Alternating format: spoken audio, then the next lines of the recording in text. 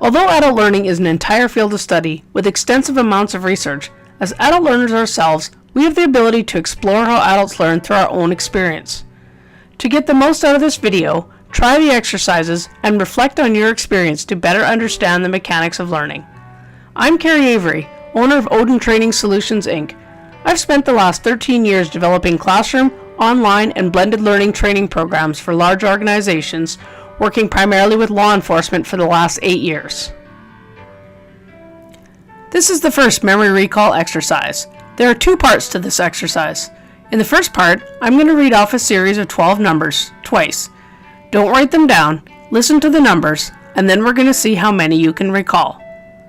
The numbers are 1, 2, 3, 6, 9, 4, 8, 2, 3, 7, 7, 1.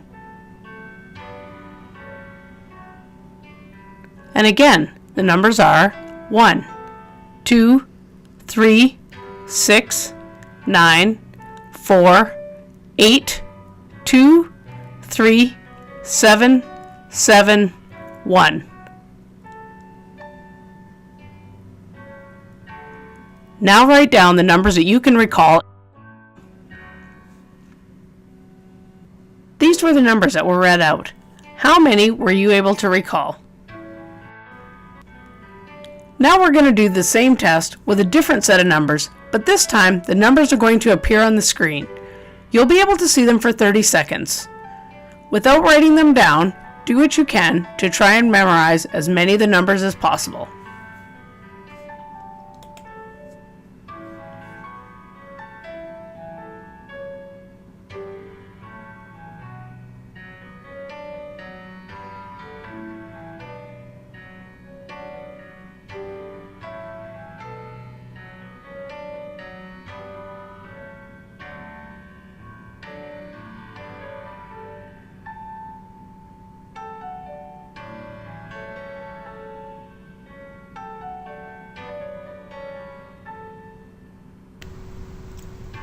Now write down the numbers you can recall.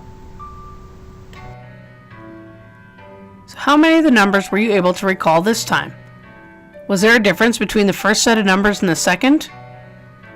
Now take a minute and think about how you memorized those numbers. What did you do to try and remember them? You can either write down what you did or just think about it.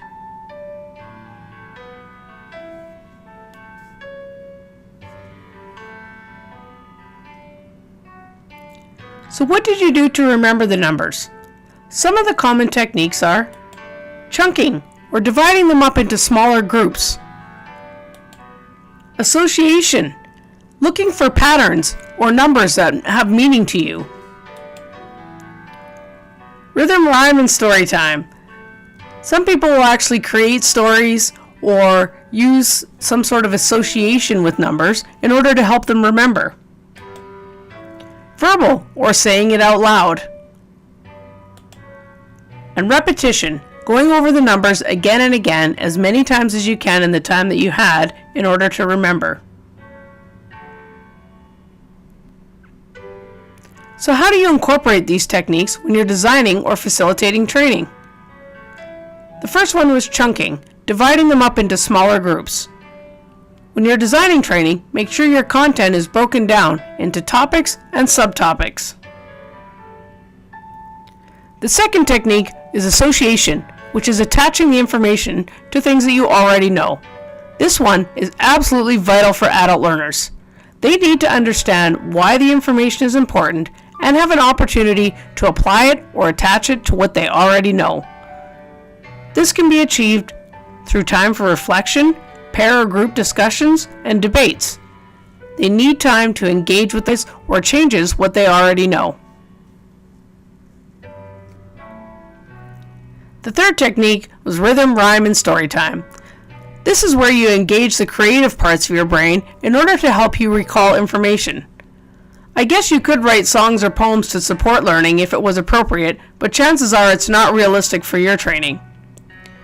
Storytime is where the all-time favorite war stories come in because they invoke emotion, which is another vital component for learning, and provide context. Do not just rely on your stories, though. Provide opportunities for participants to connect the content to their own experiences and their own stories, potentially a similar situation, and how they would do something different.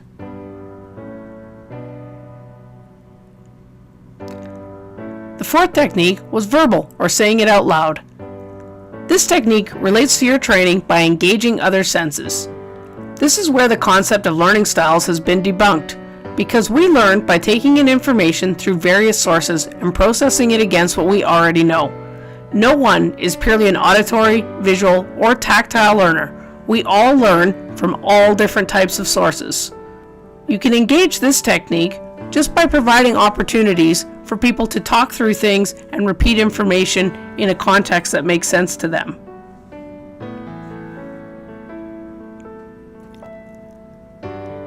The final common memorization technique was repetition. The challenge I see with this one in training is how little time is devoted to certain topics.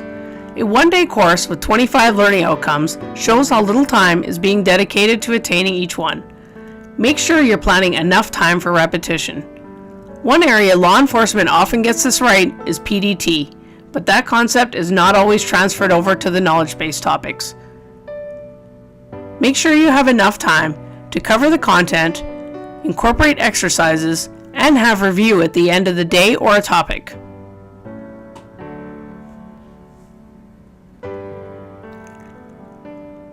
Analyzing how you process, memorize, and recall information provides insight into the basic learning process without getting into all of the theory.